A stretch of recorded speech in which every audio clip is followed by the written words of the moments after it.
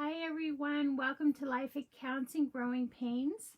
This is part 3 to Overcoming Obstacles. Welcome back everybody, and welcome any newcomers. We are happy to have you. We are on video 3 of Overcoming Obstacles, so if you are a newcomer, I highly suggest, it's not mandatory, however, I highly suggest you watch video 1 and 2. So last week, or the last video, we talked about the 7 obstacles that we all share, we all have in common, and how to address those obstacles. Today, we are going to talk about how to be prepared for those obstacles. Did you know that if we can take fear out of the equation, that will be one avenue to being prepared for obstacles? Taking the fear out of ourselves or our minds, right? Taking the fear out of it, that will help us to overcome obstacles. Something to think about, and that's what we're going to discuss today. Fear plays a major role, whether it be in relationships, finances, just our own personal journeys. Fear can be even in our jobs, right? So like, let's think we have a fear of in a relationship. Maybe you have a fear that you're not good enough. Maybe you have a fear of abandonment. Maybe there's a fear of I say abandonment, I think abandonment, but there's a lot of different fears. Or fear that you guys can't keep the shelter over your head, right? But that also goes into the money wise and finances. Fear that you don't have enough to go shopping. Fear that maybe you're an emotional shopper and not enough money to deal with those types of emotions and fear. Fear that maybe that you can't put your kids through college. There's a variety of fears in relationships, or a fear being a good spouse, or maybe you have a fear that you're maybe being an inadequate parent, or maybe you're a fantastic parent and you have a fear that your kids aren't reflecting that, right? So, and then another fear that we also have is thinking of our jobs. Am I going to be stuck at a job? That's a fear. I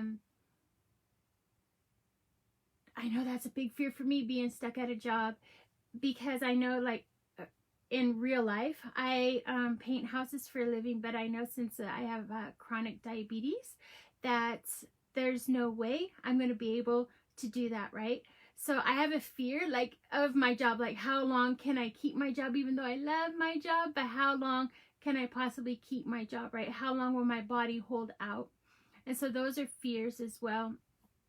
And we have fears with family members, not only like in relationships, but we have fears in family members, with family members, whether our parents dying or a tragic accident. There's a lot of fears that we have, and learning to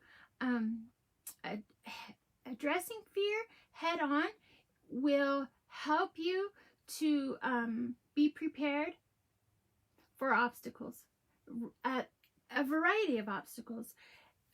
However, one thing that has worked for me, and I really want you to think about this, is do not be afraid of change. Do not have a fear of change. No, you're like, yeah, how does that happen? I'm not exactly sure how it happens, but you can't have a fear of it. You need to embrace it. I guess that's how it happens. You have to embrace it. Like, you know, if something happened and you no longer had money to live in an extravagant house, right? So we need not to have a fear like, oh, I can't have all my material stuff. What we need to focus on is, hey, I got a roof over my head. Hey, I got food in my tummy. Hey, my kids have a warm place to stay and it's clean, right? So those are some things that we need to think about too, is like That way, if something happened, or your house caught on fire, or let's say you lost your job and you lost your house, right? So it's a terrible fear to have. I have a fear because I used to, in my past, there's been several different times that I was homeless. So I have a fear of being back to being homeless, right? So I make sure that my house payment is paid months in advance because I get so nervous, right? And I've been trying to overcome that fear as well. But in order to overcome that fear, it had me do extra steps. Like now I'm even more prepared so I can eliminate that fear, right? And so it's going to take effort. Change is going to take effort. And overcoming fear is going to take effort. Healing is going to take effort. And everybody goes at their own pace. And everybody's fears are different too. When I was talking about a parent, maybe a parent or a grandma, auntie, whatever dies, I remember with my mom, we talked about it. She knew she was dying like a couple years beforehand, so I had the luxury to be able to talk about it and be open about it. And so it was not a major obstacle. Don't get me wrong, the heartache and the pain and the missing her and the memories, yes, absolutely. However, the being equipped, emotionally equipped for it, I was like, okay. So, because we were able to talk about it, we were able to make arrangements about it, we were able to even talk about her obituary. It's like she walked me step by step through it. So when it happened, I wasn't in shock. I wasn't at a standstill, right? I was prepared. I was like, okay, this is what we need to do then. Bing, bing, bing, bing, bing, right? And then we made it through a funeral. And then at that point, then I just cried my eyeballs out. However, we made it through it, and it was not an obstacle that I don't know, took me down. It didn't take me steps back. It wasn't an obstacle that made me freeze, right? And it didn't trip up my life. So being prepared does help. Addressing fear does help. So let's think about a job, right? We think about a job like, what if I lose my job? Many people do lose their job. However, at that point, what we need to do is think about living simple. We need to figure out now, why we have the funds and the ability to do that, to figure out what it means to live simple, right? Maybe instead of having 3 cars, maybe you can go down to 2. Or maybe instead of all your cars being always getting a new car every year, maybe you can let a car be a couple years old, or less than 5 years old instead of always having a new. Maybe instead of having a huge house, maybe you can be like, okay, less, right? Sometimes less is more. So, and I know those are big. I know that those are big changes and really hard to accept when those are like, you're like, this is who I am. Yes, I understand that's who you are. I truly do. However, I feel and I believe if you make small steps to get rid of fear, like if your fear is to lose everything you have, maybe start prioritizing exactly what it is that means the most to you. I know, like in a fire, they're like, okay, what's the most important things to you? A lot of people are like, my pets and kids. In a fire, some people are like, well, my car titles, my birth certificate, my purse, my medication. Some people are like, if they could take their mink sweater with them and their $300 high heel shoes with them, you know what I mean? It's like, okay, wait a minute. We want to really prioritize what's important. What is important, because you know what I've learned, like if something got taken away from me, or I lost it, or it got burnt or damaged or destroyed, you know how I view it? Instead of fearing that all the time, I was like, well, It just gives me an opportunity to get something different at a different time. It's just an opportunity to get something different at a different time. I was in a domestic violence relationship, and somebody would always tear up my dresses, tear up my pictures, tear up anything that meant the world to me. Anything and everything. And you're like, well, how did you deal with that? For one, I stayed calm, right? I stayed calm because at that point, what's important? My sanity was important. My sanity was important, and me to have a calm spirit, right, about myself, a calmness about myself. Because why? At that point, when all your materialistic stuff is getting taken away or getting destroyed, don't let anybody or anything destroy the physical inside of you, right? Or the inside of you. So I just stayed calm, okay? I did, though, collect my insulin, put it in my sock, along with my driver's license. Okay, those, at that point, that's what was important to me. The rest of it, because why? I wasn't going to stress it. I was not going to fear it. So those are things today. Fear. Okay, get back on the, I kind of got off on a tangent, but we're going to talk about fear and how to let go of that fear, right? And fear is not a good enough excuse to not to do something. I understand we freeze or,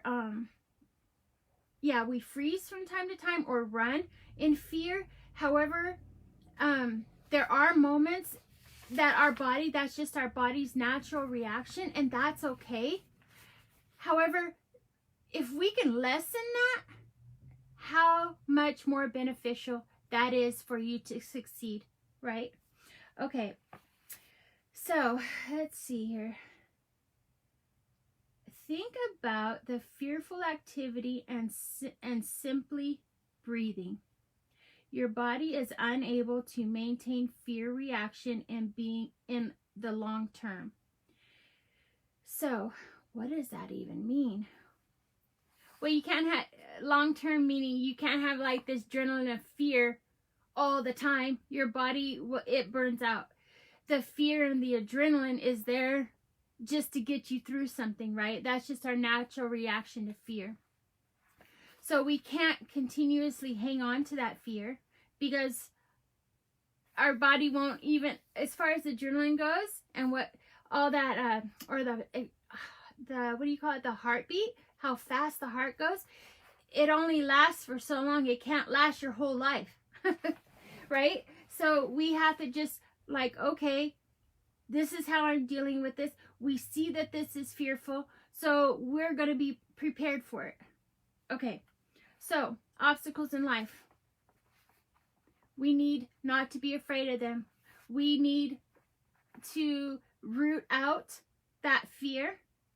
And how may we also root it out? Well, for starters, we can write out what it is that we're afraid of.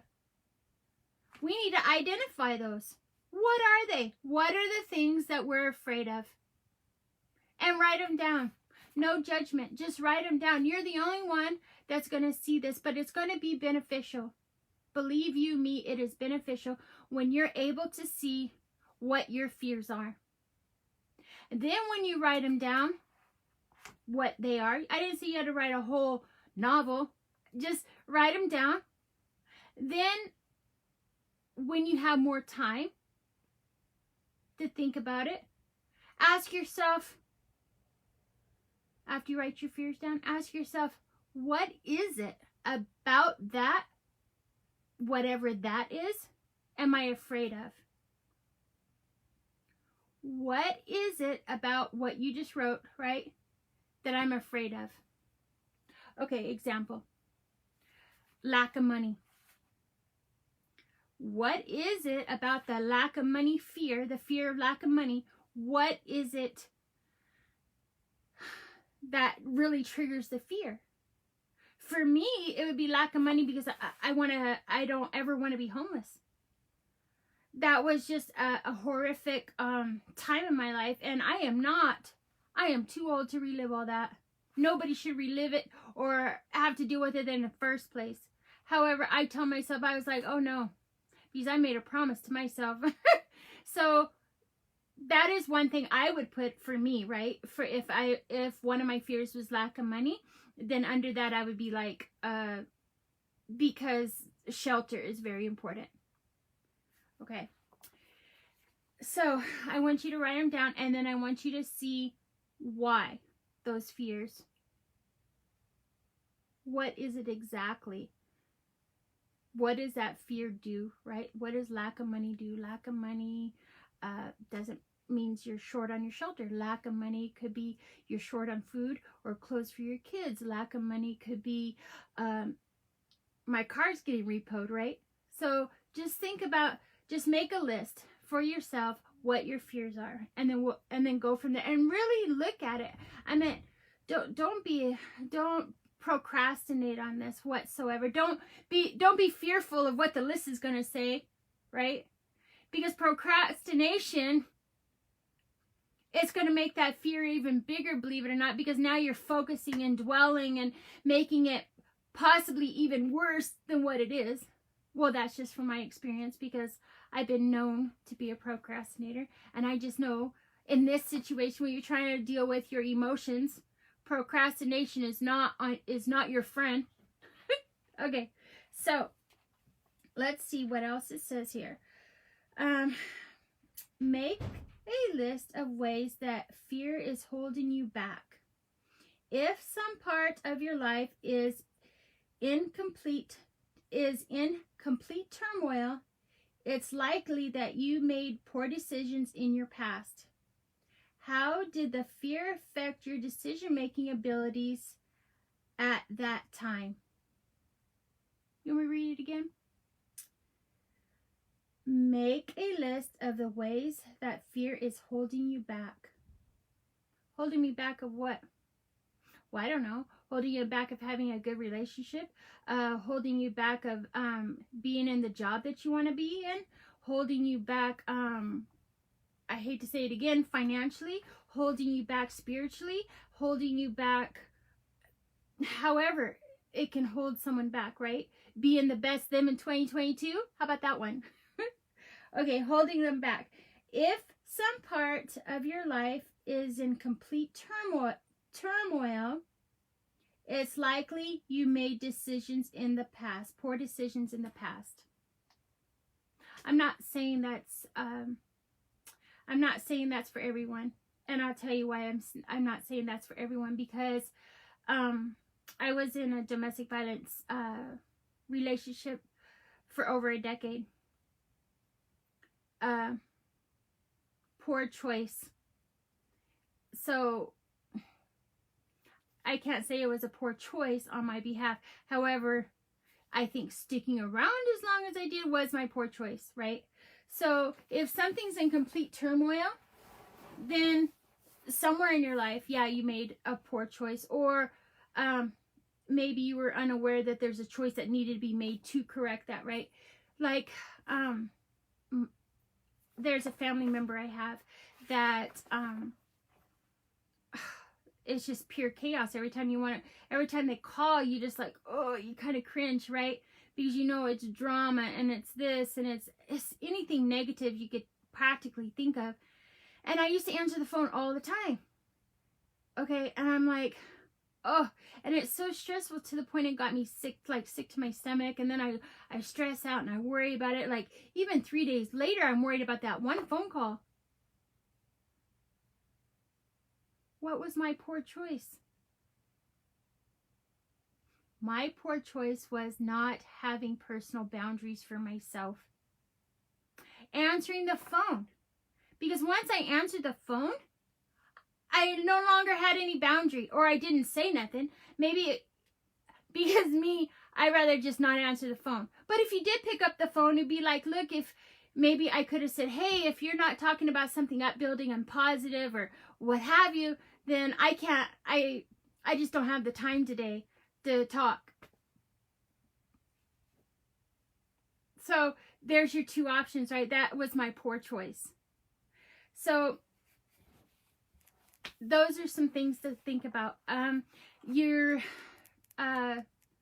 kids and you are not communicating, and it's pure turmoil. All they want to do is text you even though you're sitting in the next room, or all they want to do is be glued to their gaming system, and they're just not talking to you. What's the poor choice? I'm not criticizing at all. However, I will speak on my poor choice because I've been a step parent for way over a decade, right? Going almost on 2. My poor choice is for me and my family. I could have made more family time. I could have invited everybody to the dining room table to eat dinner together with no devices. Or I could have said, hey, I'm just in the next room. Please come here and talk to me in person. But no, not me. What did I do? Oh, I just texted him back. What did I do? I made dinner, yeah, but I'd give them money if they wanted to go to McDonald's or wherever. I made the poor choice, right? Not creating boundaries, not creating guidelines for my children. So therefore, I had communication turmoil in my household, right? So those are some. So this makes a good point. If there's a turmoil in your life, then it's a choice that needs to be changed. And we say it's a poor choice because it's turmoil, right? But it's nothing negative. I really don't want you to think of it as a negative. Just make a change. Just, okay, this is where I'm at. Don't beat yourself up and be like, oh, my life is just turmoil. No, don't beat yourself up over it. Absolutely not. Because you know what? Each and every one of us is doing the best we can with what we have. And now since we learn something new, or maybe this is not learning something new, but maybe it's just now kind of resonating with you. Now maybe it's just a good time to make the changes. Oh, my kids are 17. It's impossible. No, it's not too late. It is not too late. Trust me, it's not too late. I have a daughter that's 25, a stepdaughter that's 25. It is not too late. So, okay. Now, what does it say on the next one? Remember the times you were fearful and still made good choices.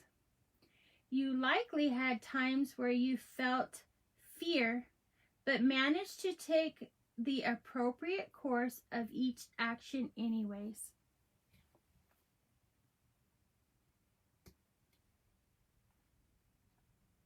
So, remember the times you were fearful and still made a good choice, a positive choice. Are you thinking of one? I've just thought of one.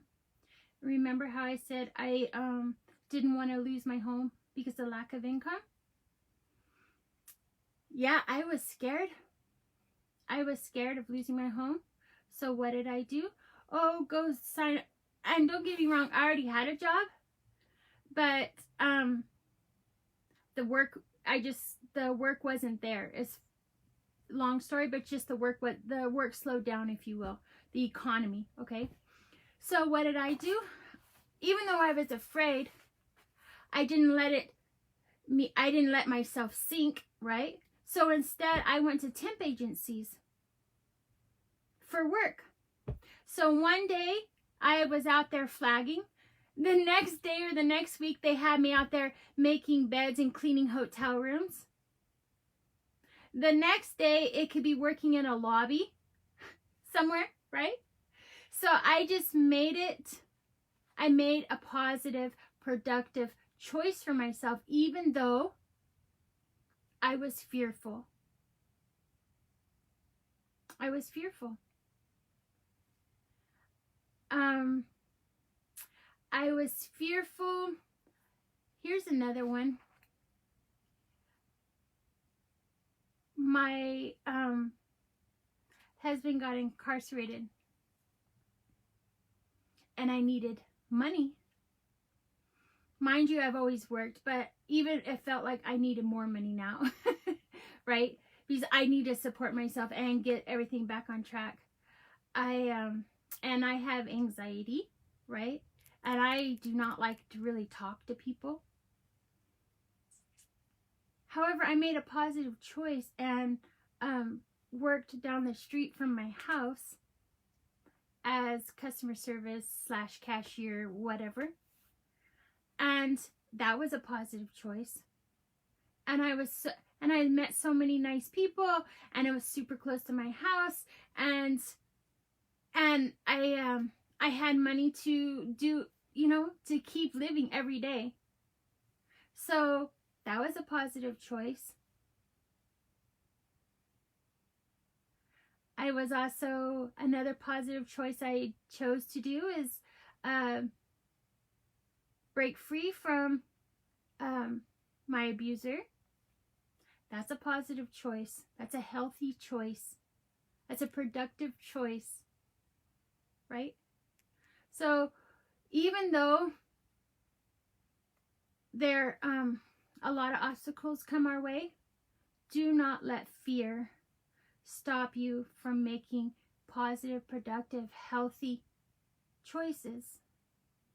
And we get prepared for those by learning, first identifying what our fears are, right? Writing them down, facing them straight on. It's better to face them straight on, face what our fears are straight on, while we have the time to do so, versus an obstacle knocking at your door and then you're like stuck. You're like, right? So if we can prepare ahead of time, then when that obstacle does come, you are lessening the amount of fear. I'm not saying fear is not going to be there. Of course, fear is always there. Change, fear, yes, I get that. But it won't be to the point of detrimental. It won't be detrimental to you, right? It won't be as scary. It really won't be as scary if you're prepared. How many of you went into class, even high school, pop quiz? Do you know my heart sunk every time? I was like, I am not prepared for this. I didn't even do last night's homework. This is insane. I always got F's on those. Always. I couldn't even try. Fake it till I can make it. Right? So maybe if I would have been keeping up on the chapter reading throughout the month, right? And maybe if I would have been keeping up on my homework or did the homework the night before, then the pop quiz, I would bet you I wouldn't have got an F on it. I bet you I at least would have got a strong C, right? So I didn't say an A, but a strong C would have been very nice, very helpful. See? So that's how we need to also address our fear, right? Okay.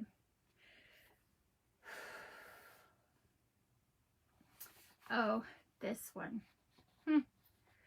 Practice dealing with discomfort.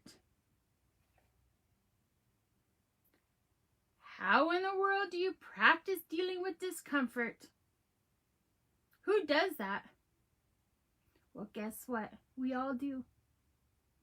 We all have practiced dealing with discomfort.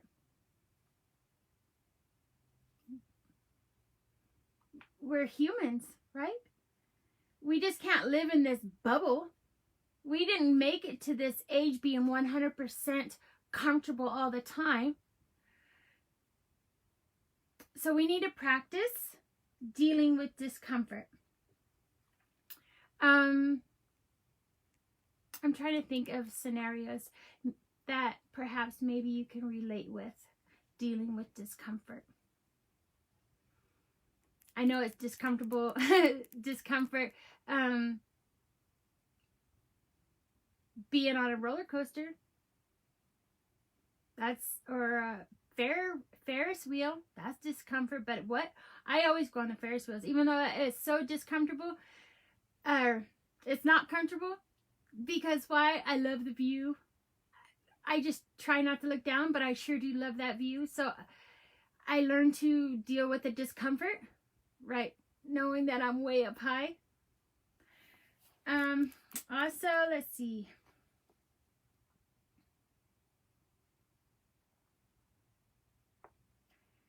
Dealing with discomfort could be also something smaller. I'm not, and that's a little, this one's a little bit of a, I feel is a tough one because I'm not too sure if dealing with discomfort is, in everybody's, if it pertains to everybody. And I'll tell you why. Because, sometimes, or more so than not, my discomfort are triggers for me. I have severe PTSD. And so, the best way, if you have triggers dealing with the discomfort, is first you deal with it on your own terms, right? You figure out what discomfort you want to deal with, and you control the environment. And that will help you to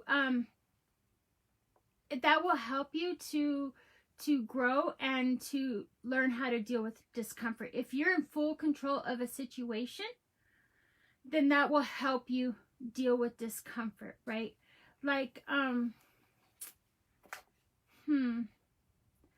know, like, for me, like journaling, I know I'm in my house. I know that I am in safe. But sometimes, like, if I'm journaling and then I'm like, oh no, that feels uncomfortable to talk about that topic, I may, like, make 1 or 2 sentences about a topic. Why? Because I push myself past that little bit of comfort, right? To the point it's a little bit uncomfortable. So if you're somebody like me, then perhaps doing it in such a fashion, right? Or let's say your discomfort is being a passenger.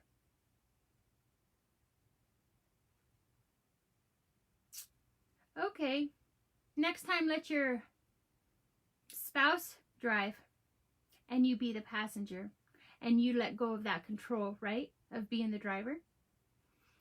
And that's one way. You can say, okay, we can take a turn. I didn't say he had to drive all month. I just said, hey, next time you go to the grocery store, let your spouse drive.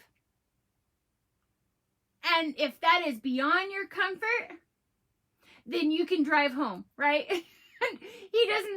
Your spouse doesn't have to drive the full round trip to and from store. But at least small steps. Small steps do matter. So even if it means just him or to drive one way, then great. Small steps, my friend. Or, you don't like being a passenger. Here's another one. Might be able to help you. Be a passenger, but go somewhere that you're looking forward to go, right? Whatever, maybe it's your favorite restaurant. So because you're going to get rewarded for being in your discomfort, right? You're like, okay, but I'm going to get rewarded. I'm going to reward myself because our destination is wherever, right? Your favorite restaurant, your favorite park, the whatever, right? So maybe that could help. Your favorite ice cream place. That would be me. But maybe that could help you to get comfortable with discomfort, right? So those are some ideas. Those are some ideas for sure to help us with fear. Let's see.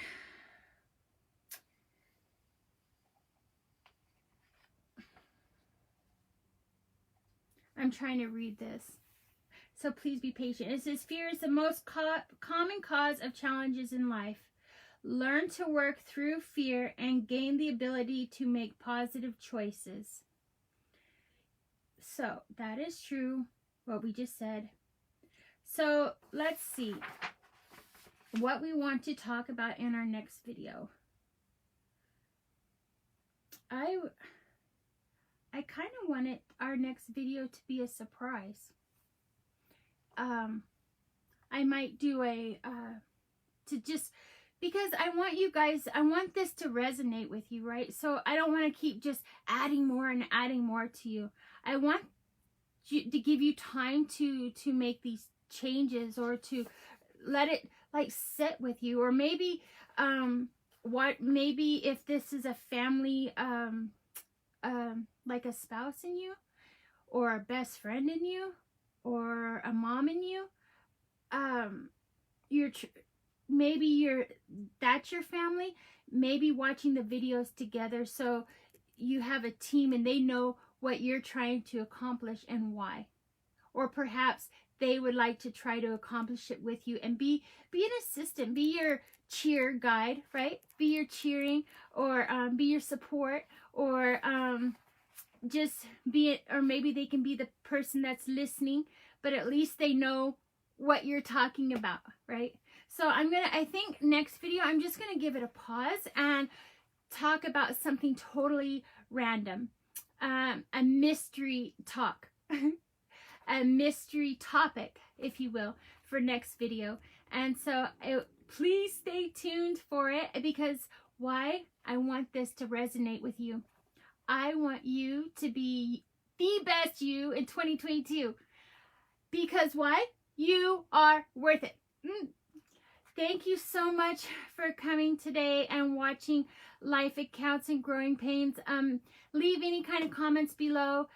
And if there's a specific topic you're wanting me to address or talk about, please let me know about that as well, because this is audience-based. So if there's some kind of, use me as a tool for you, I would really appreciate that. And if there's some kind of research or something I can do for you, or talk about, we do talk about hard things in this channel, taboo things in this channel, whatever it is, there's no shame here, and we're not here to criticize, we're not here to judge nobody. Everybody's different, and like I said, we're doing the best we can with what we have. So whatever it is, leave a comment below. Thank you very much for watching Life It Counts and Growing Pains. You have a wonderful week, and I will talk to you on the next mystery video.